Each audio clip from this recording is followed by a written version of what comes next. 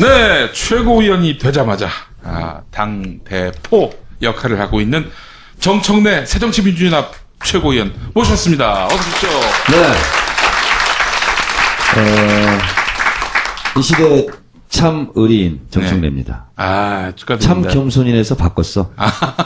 참 의리인으로. 삼쾌 정치는 유효한 겁니까? 사쾌? 예. 사쾌는 육쾌통쾌 탕쾌. 예. 그래야 국민이 흔쾌. 예. 그러나 박근혜는 불쾌. 근데 이런 거를 얘기했는데도 안 웃는 분들은 쾌쾌. 검색어 상위. 전당대회 끝나자마자 계속 오르내리고 계신데 의도성이 있는 겁니까? 네이버 다음에서는 이제 검색을 하고 있고요. 예. 조중동에서는 탐색을 하고 있죠.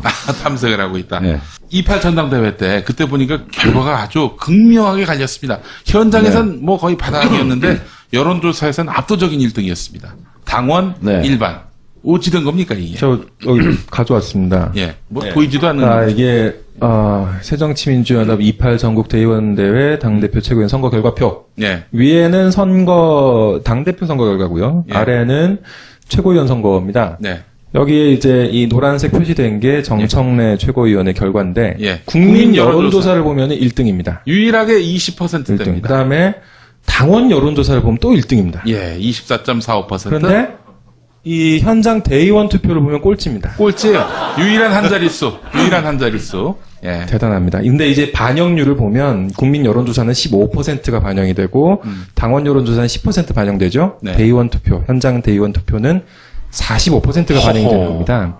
그러다 보니까 저쪽에서 1등 해봤자 이제 안 되는 거죠. 그래서 결과는 최종적으로 그래도 2위의 최고위원을 워낙 여론조사에서 압도적이다 보니까. 그렇죠. 2위 최고위원이면 뭐가 되냐면 최고위원 회의를 할 때 당 대표가 제일 먼저 발언을 하죠. 그다음 원내대표. 원내대표가 하고 1위 최고위원이 그다음 하고 2위 최고위원이 그다음 발언을 하게 됩니다. 그리고 당 대표 지금은 당원 단계 어떻게 되는지 모르겠는데 당 대표 권리 시에는 1위 최고위원이 그다음 1위 최고위원 직무대행을 하게 되고 또 권리가 되면은 그다음 2위 최고위원이 직무대행을 하게 되죠. 제가 당 대표 대행 직무대행을 하려면 문재인 대표가 갑자기 아프고 주승용 최고위원이 해외 출장 중이고 그러면 제가 최고위원 회의를 주재할 수 있게 되죠. 주재하면서 새정치민주연합 당 대표 직무대행을 하죠. 그리고 정감록이 이행된다. 그리고 문재인 대표가 아픔이 나왔어. 네. 근데 깊은 생각을 하면서 전국 구상을 해야 돼. 2달간. 예. 그래서 나 2달간 좀 쉬겠다. 그러면 그리고 주승용 최고위원은 갑자기 해외 출장이 연장이 됐어. 그러면 이제 또 장기간 제가 그런 일은 없을 것으로 보이고요. 여기 이제 그 권리당원 부분을 이제 아까 강조를 하셨는데 권리당원을 박지원 후보가 문재인 후보를 크게 앞섰죠. 이건 어떻게 봐야 되나요? 이런 겁니다. 권리당원도 우리 새정치민주연합의 당원의 70% 이상이 다 호남 출신들입니다. 그러니까 부산에 있는 새정치민주연합 당원도 중앙대의원 권리당원도 대부분 다 호남 출신들이 있는 거죠. 그렇기 때문에 권리당원에서 문재인 대표가 이길 수가 없어요. 없고 그리고 예를 들면 전라남도 도지사, 광주시장, 전라북도 도지사 경선을 하는데 권리당원 비중이 높기 때문에 엄청난 거 캠프에서 진행해서 모으는 거죠. 그 때문에 그분들은 어느 정도 핸들링이 가능한 다른 말로 컨트롤이 가능한 그런 표기 때문에 문자를 쫙 보내는 거죠. 박지원 찍어라. 이렇게 각급 참모들이 그러면 이제 그것이 분위기를 타는 거죠. 그런 투표에서 정청래 최고께서는 2등을 하신 거네요. 그렇습니다. 1등이 그 주승용 호남 출신 아닙니까? 근데 거기서 어떻게 또 2등을 하셨나요? 그런데 이제 이런 거죠. 이제 한 지역구에 50명인 중앙대의원은 전화를 해도 되고 문자를 해도 되고 만나서 되고 버스 타고 올라오면서도 직접적으로 이렇게 영향력을 행사할 수 있는데 문자 하나 정도로 정청래를 무너뜨리기에는 정청래가 너무 강했던 거죠. 그래서 그거는 높은 퍼센티지가 나온 거죠. 자, 지금 문재인 의원이 이제 새 대표가 됐는데 대표가 되자마자 그 당선 수락 연설에서 박정희 그리고 전두환이 아니고 전두환이 아직 안 죽었구나. 네, 이승만. 예. 전두환이 아직 안 죽었죠. 돌아갔지. 또 아는 분인데. 아니 깜빡했습니다. 제가 박정희 이승만 비로소 참배 선언을 했고요. 네.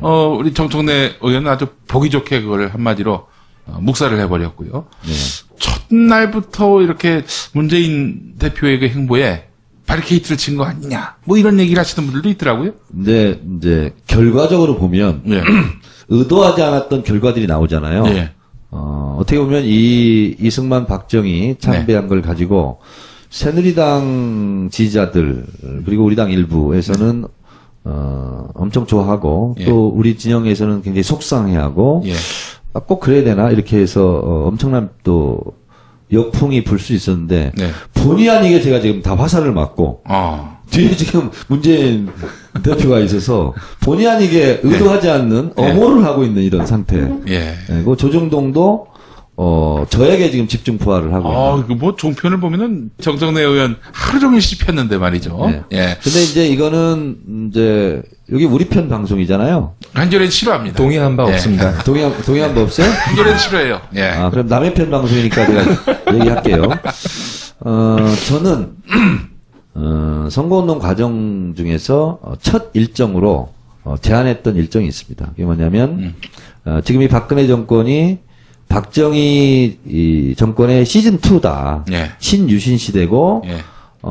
국정원 대선 불법 사건, 부정 사건이 있었고 또 대선 공약 파기가 있었고 민주주의를 말살하고 사이버 민간인 사찰하고 하는 또 하나의 공포 시대의 신유신 시대가 부활했기 때문에 그것을 정면으로 맞서는 전면전을 선언하고 네. 상징적인 박정희 대통령 때 사법살인을 당했던 예. 인혁당 애국 열사 8분이 모셔져 있는 대구 평화공원에 가서 네. 박근혜 정권과의 전면전을 선포하자. 그래서 제가 그걸 그쪽 캠프에 얘기를 했었어요. 예.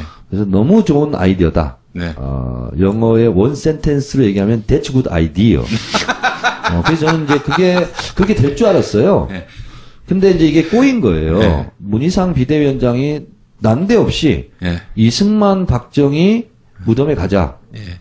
무덤이라네. 묘소에 가자. 예. 그리고 전임 지도부, 신임 지도부 다 한 명도 빠지지 말고 떨어진 사람조차 다 가자.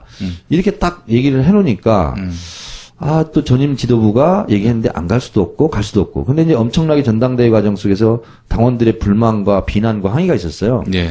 그래서 문희상 비대위원장이 그걸 걷어들였어요. 네. 그러면 그 문제는 신임 지도부에서 알아서 할 일이다. 예. 해서 한 발 물러섰거든요. 예. 근데 문재인 대표가 그걸 몰랐던가 봐요. 예. 물러선 것을. 그래서 문희상 비대위원장이 가라고 이미 했으니 전임 대표가 옳든 그러든 잘못했든 그러든 대국민 선언을 해놨으니 신임 대표가 이걸 정면으로 어기는 것이 이게 아닌 거 아니냐. 그래서 그냥 당이론적으로 그냥 문희상 비대위원장이 김용민 하고 좀 닮았네 얼굴이. 제가 예전에 김구라 씨가 저한테 시사평론계의 문희상이라고 했었어요. 알겠어요? 예. 근데 그분이 했기 때문에 그냥 당선 발표를 했잖아요. 그리고 꽃다발 들고 딱 했잖아요. 네. 그리고 나서 바로 거기서 기자들 질문을 받았어요. 예. 그러니까 이분이 그 신임 지도부에서 알아서 결정할 일이다 하고 물러난 것을 모르는 상태에서 예. 문희상 비대위원장이 그렇게 말씀을 하셨기 때문에 저는 그냥 당연히 갈 수밖에 없는 거 아닙니까? 네. 라고 얘기한 것이 간다로 된 거예요. 네. 그래서 그리고 나서 이제 우리는 최고위원들하고 상의할 시간이 없었잖아요. 예.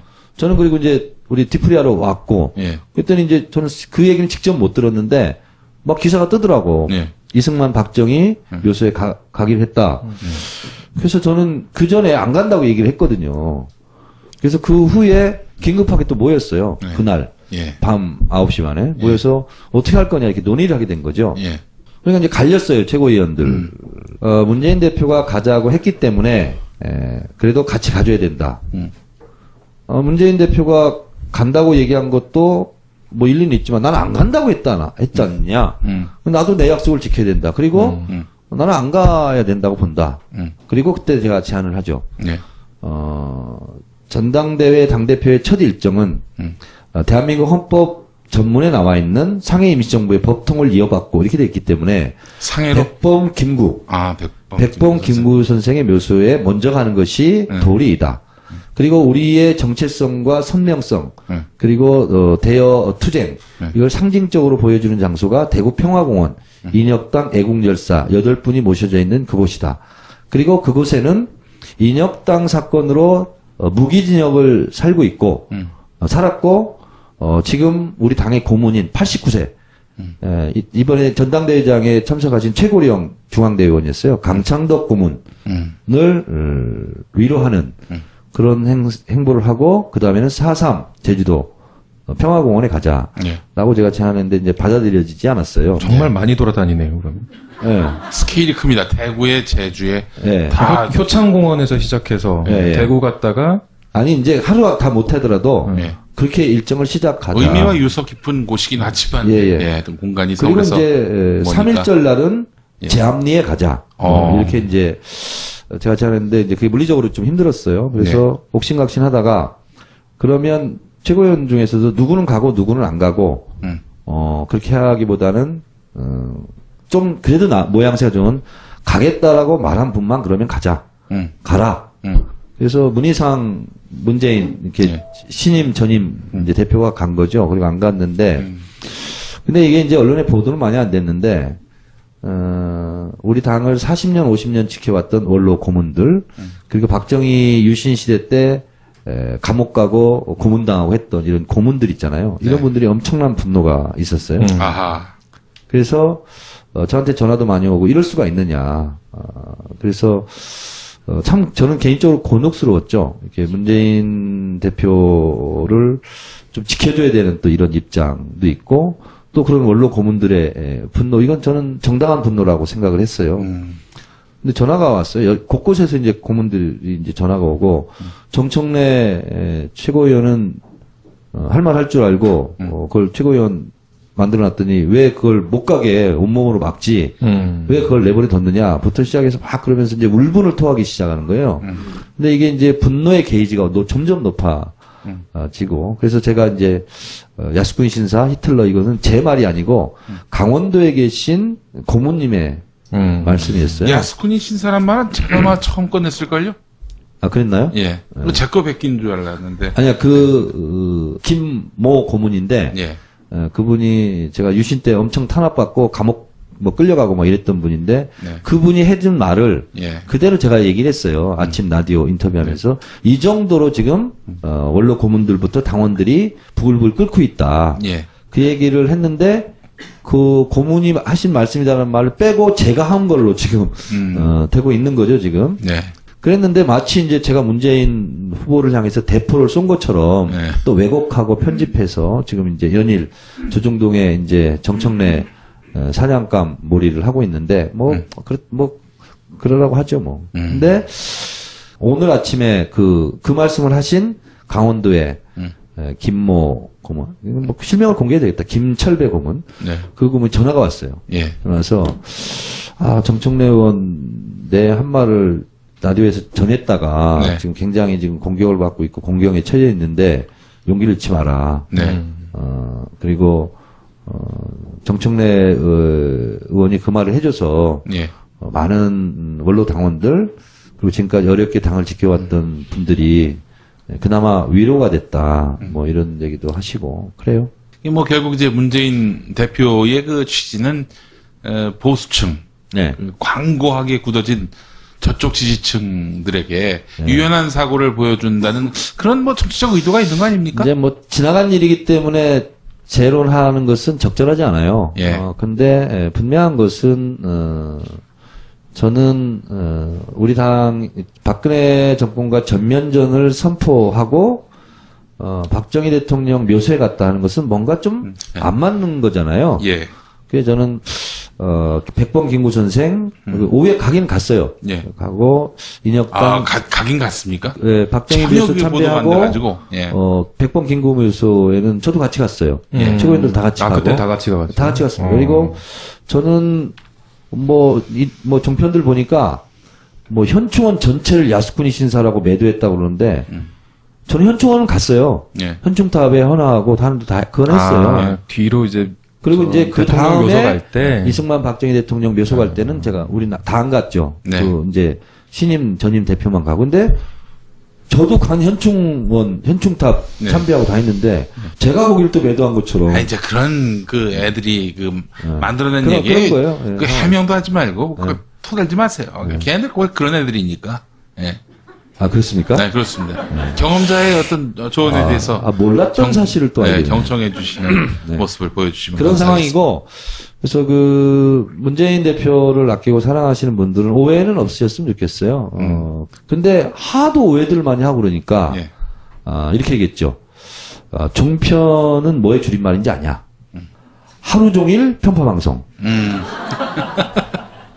하루 종일 편파 방송. 이걸 줄이면 종편이다.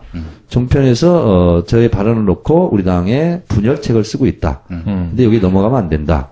문재인 대표를 중심으로 박근혜 대통령, 박근혜 정권과의 전면적인 투쟁에 나도 일치 단결. 근데 하여튼 뭐 그런 오해는 없으셨으면 좋겠고 앞으로 잘 해야죠 우리가. 네. 자, 하나만 좀 여쭤보고 싶은데요. 이 두 개 장면이요. 어떤 거? 전당대회 막 빠질 때 박지원 후보 쪽에서 굉장히 뭐 이제 더티 파이트라고 강공을 했죠. 더티 파이트라고 보통 이제 뭐 개싸움이라고도 하고. 도그 배틀? 왜 그러셨을까요? 저는 그만큼 간절히 하고 싶었겠죠. 그렇죠. 간절히 하고 싶은 마음은 있었을 테지만 그 뭐랄까 좀 지지자들로 하여금 좀 눈살을 찌푸리겠다 이런 얘기도 있고 뭐 다른 한쪽에서는 박지원 의원이 뭐 상당히 이런 전당대회 구도를 흔들기 위해서 모든 정치적 수를 다 쓴 것이다. 근데 이렇게 이제 보기도 하고. 제가 박지원 대표를 어떤 분이냐라고 평가를 저한테 한다면 저는 단호하게 한마디로 정리합니다. 유능한 국회의원이다. 굉장히 유능한 국회의원입니다. 그리고 우리 당의 보배고 자산입니다. 네. 모 단체장, 제가 얘기하는 모 단체장, 새누리당 소속인데 그분 얘기는 민주당의 그 유일한 정치인이다. 아, 유일한 정치인? 예, 그런 얘기를 하더라고요. 유이한 정치인하면 제가 들어요. 유일한 정치인. 예. 근데 이분이 실제로 전당대회 이제 저희가 16개 광역단체 다니면서 16번 합동 연설을 했거든요. 상당히 설득력이 있었어요. 그리고 팍팍 먹혔어요. 그게 뭐냐면 이제 결국 나중에는 어떤 얘기까지 했냐면 난 대북 송금 특검으로 징역 20년인가를 받았대요. 근데 노무현 대통령을 원망하지도 않았고 김대중 대통령을 원망하지도 않았다. 그러면서 병을 얻어서 그분이 의안이잖아요. 네, 그렇죠. 그래서 눈수술을 13번이나 받았다. 이 눈물 나는 그 사람들에게 굉장히 네. 감동을 줘요. 나는 정권 교체를 위해서 당대표 딱 마지막으로 한 번 하고 정권 교체를 하고 나면 호련히 정계를 떠나서 눈치료하면서 살고 싶다. 이렇게 얘기를 해요. 그럼 상당히 먹혀 들어갔어요. 감동적이고. 근데 이제 그렇게만 하셨으면 좋았을 텐데 좀 이렇게 오버한 측면도 있고 특히 JTBC 토론 이후에 좀 손해를 많이 보신 것 같아요. 너무 하다 보니까. 안 그랬으면 제가 말한 그 정도의 감동으로 계속 갔으면 박지원 대표가 당선될 수도 있었어요. 굉장히 위험했습니다. 문재인 대표. 네. 자, 앞으로 최고위원 돼서 뭐 좀 공약을 하시죠. 우리 파파이스 시청자분들께. 저는 당 대표가 되겠다. 네. 라고 얘기했고. 그런 거 말고. 최전방 공격수. 그런 거 말고 뭐 내년 총선에서 의석은 뭐 어느 정도라든지. 내년 총선에서는 만만치 않은 의석을 얻기 위해서 만만치 않은 노력을 하겠습니다. 지금 만만한가요? 지금은 여러 가지로 좀 위기도 있고 불안하기도 하고 이런 상황인데 저는 2002년 노무현 대통령이 그 얘기했거든요. 민주당의 지지율이 떨어지니까 신당해라 뭐해라 이렇게 했을 때 노무현 대통령이 나는 찢어진 민주당의 깃발이라도 난 내가 지키겠다 한 것처럼 저는 노무현의 길을 가겠다. 부족하고 찢어진 새정치민주연합의 깃발이라도 그 깃발을 들고 뭐 찢어졌으니까 비 오면 비를 다 맞아야 되겠죠. 그래서 그렇더라도 새정치민주연합의 깃발을 들고 최선을 다하겠다. 정순대 최고위원이었습니다. 고맙습니다. 네, 안녕히 계세요.